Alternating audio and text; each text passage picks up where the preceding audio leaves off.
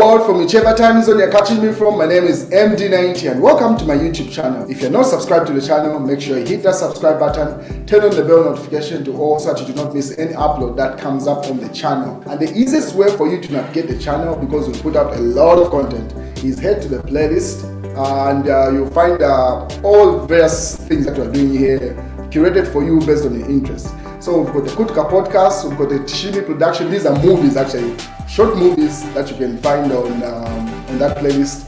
And news and trends. We do a lot. We do vlogs. We do a lot on this channel. So the easiest way for so that you don't lose yourself, you find a dog. Well, Edith Nawakwi's health seems to be coming up in court again. So sick Nawakwi fails to appear in court. So if you remember earlier on, it was reported that Edith Nawakwi could not appear in one of the cases because that's where it was even disclosed she was fighting some form of cancer.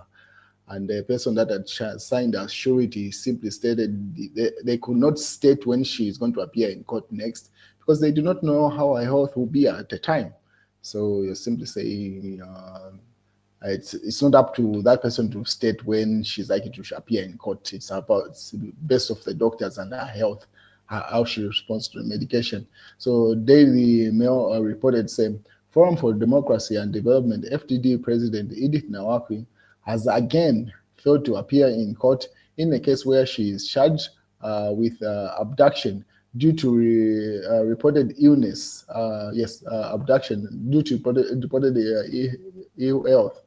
Now, this is in the case where Nawakwi is charged with abduction and threatening violence against farmers Feluna and Milton Hatembo. So if you remember, that's a story that trended in 2021 election build-up. Allegations are that between August 31st, 2021 and September 1st, 2022, Nawakwi, acting with others unknown people, threatened to kill Milton Hatembo and Feluna Hatembo. Nawakwi is accused of uttering the words, "I will kill you by chopping your head if you tell anyone whatever I discuss." Those are the allegations she's in court for. So that story trended in the build-up where she was alleging to say President Hakainde Hichilema had alleged got the farm from those two farmers, and then it's just a lot in that particular court case. So pretty much that's what she was supposed to appear in court for, and she could not appear based off her health, just like in the other case that had happened earlier on in the week. So she's missing both those court appearances. And their sureties are simply saying they cannot do anything. I mean, it's health we're talking about here. It's not their call to make.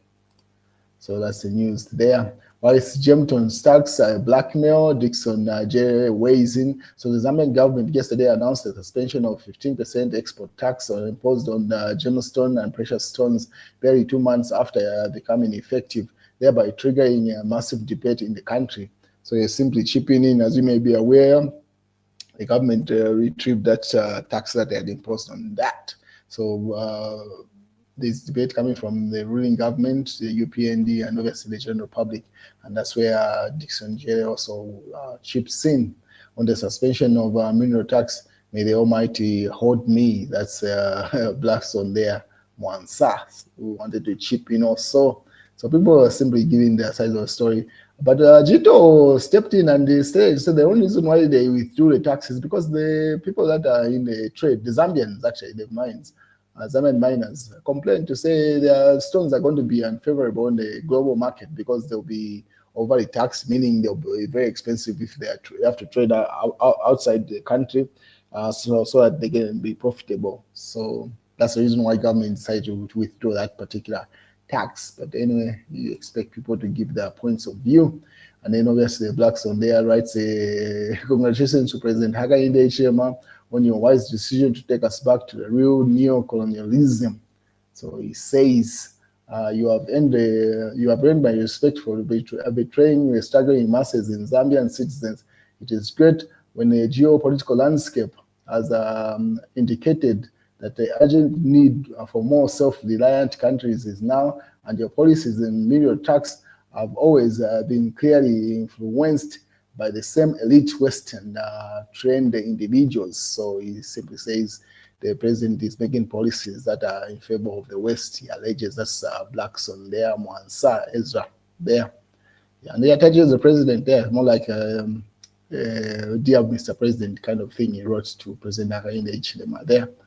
Mausampa also chips in at it again, prioritizing foreign mine owners at the expense of majority Zambians.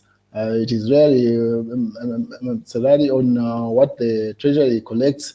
Removal of duty from 50% to zero gives them a huge profit abroad, while Boma continues to be broke with no money for power. For power and citizen needs. So he simply says it makes no sense. That's Mausampa there chipping in. Kasonde Mwenda also Hakainde Hichilema gives tax holidays to foreign companies as he cancels the 15% tax on emerald exports, so that they take it for free while Zambians remain in poverty. So that's the argument coming from the other side.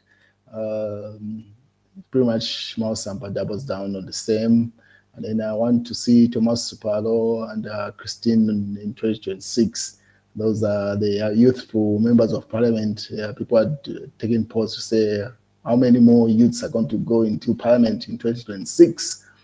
And then also Raphael Nakashinda lied about Lungu's raid. That's in the witness, says the Anti-Corruption Commission has testified that the politician Raphael Nakashinda lied when he claimed that President Hakainde Hichilema directed the Drug Enforcement Commission or Enforcement Commission agencies to raid the ex-President Edgar Lungu's house. There should have been their own. So that's a court case. Another one, Mass Newspaper also says people are bitter. They are waiting for the right time to express their anger. Bishop Supu. That's the news in that regard. This SEC silence on agro fuel, and Imita Ufole encourages women to fall pregnant and get paid. It seems like government has put in a policy where it encourages more births. There are two sides to this particular argument. I've seen this debate going around. People are saying people are already suffering and you're encouraging them to have more kids. What amount of money are this government even giving to these particular women there? They're saying you meet out for, they're pretty much saying get pregnant and get paid. So people have wondered to say, is she preaching or is she speaking based off the reality on the ground? But pretty much that's a statement coming from the Republican Vice President Mtalena Lumango, who simply says, hey, there are benefits to having a large population. That's true. I don't know what you guys think. You can chip in on that as a Daily Nation. And then Edgar Lungu, I will never plot against Hakainde Hichilema in my country, Edgar Chagwa so he simply is still speaking in as much as he's getting medical attention there. What else is in the newspapers? Hakainde Hichilema cracks whip, fires, reshuffles ministers and permanent secretaries. That's news is still trending.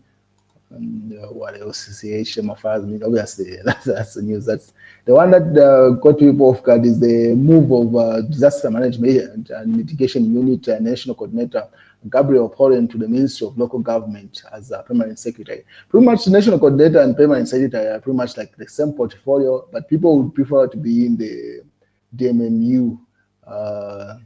Yeah, so Paulen has been moved. I don't think anyone has been replaced in that particular portfolio. Probably the president is taking his time to make that change. And pretty much that's the news, ladies and gentlemen. Have a good day.